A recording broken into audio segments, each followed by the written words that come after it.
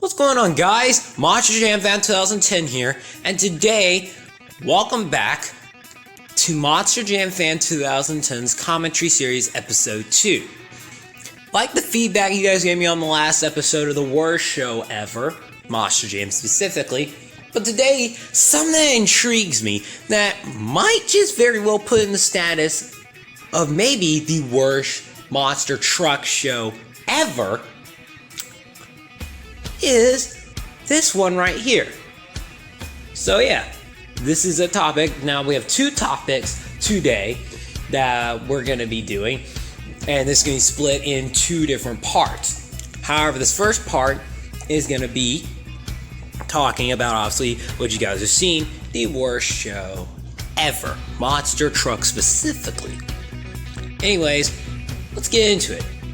So obviously, as I went through it, this event is being held in Longview.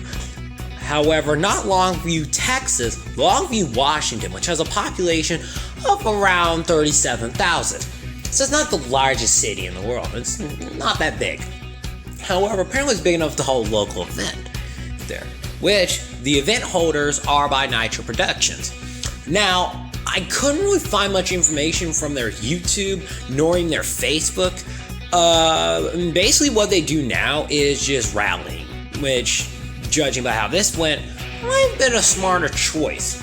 What is not really recognized, or what caught my eye rather, is that this was going to be one of the most negatively received monster truck shows ever. So what the hell even happened? Well, you guys are about to find out. So why was this event the way it went? Well, number one, there was only 4 trucks listed: High Anxiety, Green Goblin, Trouble, and Monster Patrol. And the drivers, only 2 of them are officially known: Chris and Michael Roy, who both run Nitro Productions. But that's just the start of the issue. There is not much video or photo evidence, but realistically, how much could there be out there? I mean,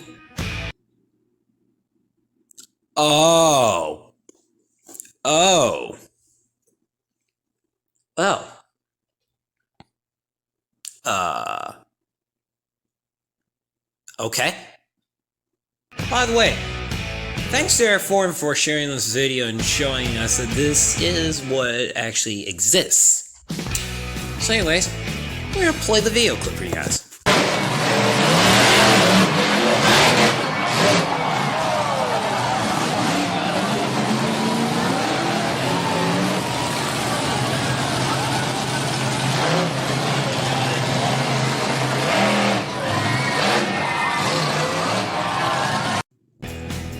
Oh god, this is gonna be one of those events, isn't it? Well, crap. So, if you guys can tell by that video, all the problems of why this show would turn out to be one of the most negatively received monster truck shows ever, and why it might be the worst monster truck show of all time, is right in that video. Number one, obviously the trucks in the field. There's only 4 trucks. All of them that are likely could be run by just 2 guys. However, another issue I noticed is that it likely rained before the event, and the track crew really did absolutely nothing to basically make it where it's not as muddy. Also, truck problems and breakages looked like that could have been an issue. And because of it, oh boy, that was not even close to my biggest issue. My biggest problem is, you see on these few photos right here, there's only 2 stacks of crash cars that are actually obstacles on the course. There's nothing else in the middle. In Monster Jam, you'll see at least 2, if not 4 to 6 of those obstacles that are like big in the middle of the track. But these are just race lane obstacles that they just ran on. Really? Really? This is what y'all bring? So that was all that was to it, actually. A 4-truck lineup that was run by 2 guys course that was not well propped, and it was not done well by the track crew. Truck breakings were happening constantly, likely, and only 2 major racing obstacles. That right there sets in course the worst show of all time. With that out of the way, let's get to topic number 2, our final topic.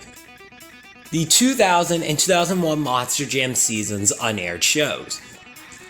Probably some of the most intriguing things I've seen in old Monster Jam has been the myriad of unaired shows from the 2000-2001 season. During this time, TNN actually televised Monster Jam, and Monster Jam ran basically kind of under the name the USHRA. This is by far probably one of the most unique times of Monster Jam's history as well, because freestyle was a brand new phenomenon. So at this point, the fans were really enjoying the brand new spectacle. However, something that as well that's interesting is basically mini trucks getting cut from Monster Jam's television series during 2000. Also, the amount of events that were unaired was a ton of them, as photos are being shown right now of just the amount of unaired shows all the way to the end of this video.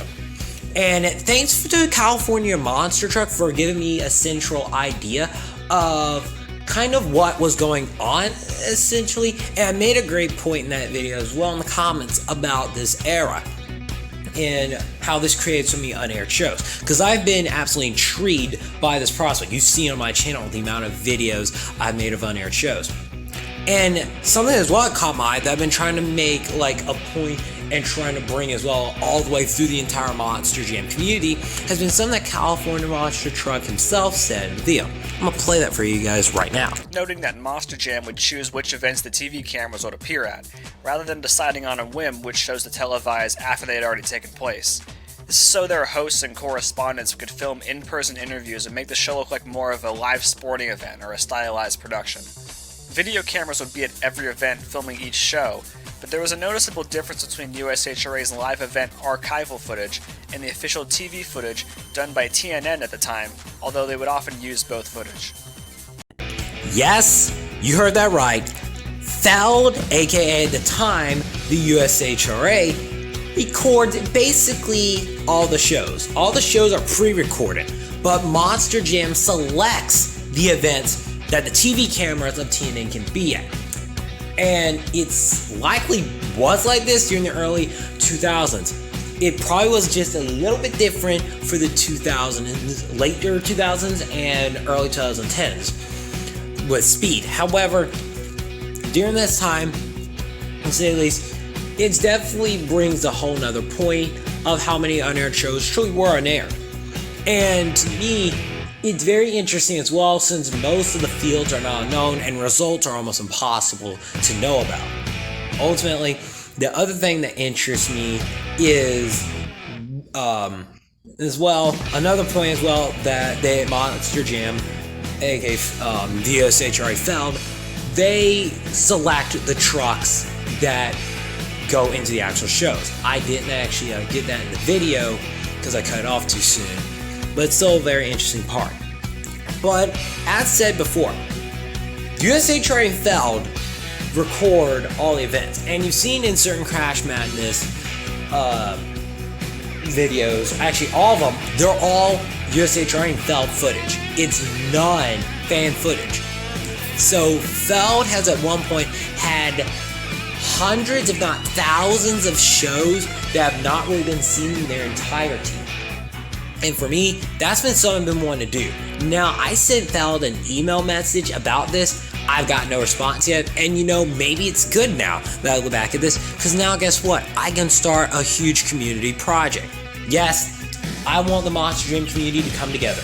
We have been able to find unused CCE theme songs from the early 2000s. We went through the entire European airing search. Now it's time for a new journey, one that is going to be the toughest one yet. Find unaired shows, at least in some way, either photos or video taken from the USHRA site. Also, as stated before, the USHRA.com site probably has some of this footage. I know there's a possibly Torquist ASA, as I slaughtered that. He probably at one point had it, an archive link to the USHRA.com site. However, it is not known, or we don't know if anybody else does.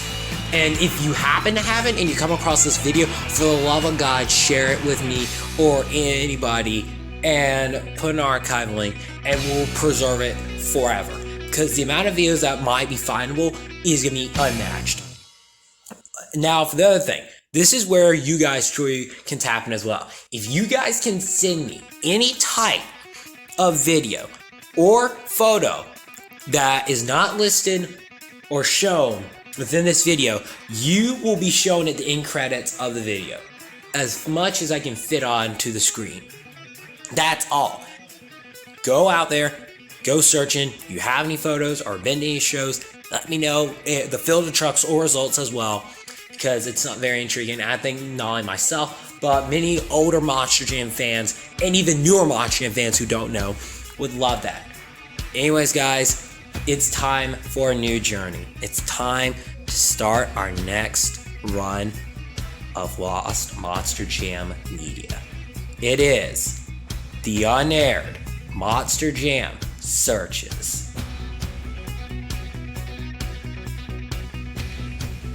If you have any of the photos, videos, or any type of field recognition, let me know on here, on YouTube, in the comments, or contact me in another area. I'll let y'all know where exactly to contact me at. Anyways, guys, hope you guys enjoyed this second episode of Monster Jam Fan 2010's Commentry Series, Episode 2. More episodes to come, and likely an update video on this will be released at some point in the future. Anyways, guys, this is Monster Jam Fan 2010 speaking. I'll see you guys next time. Go find yourselves some lost media.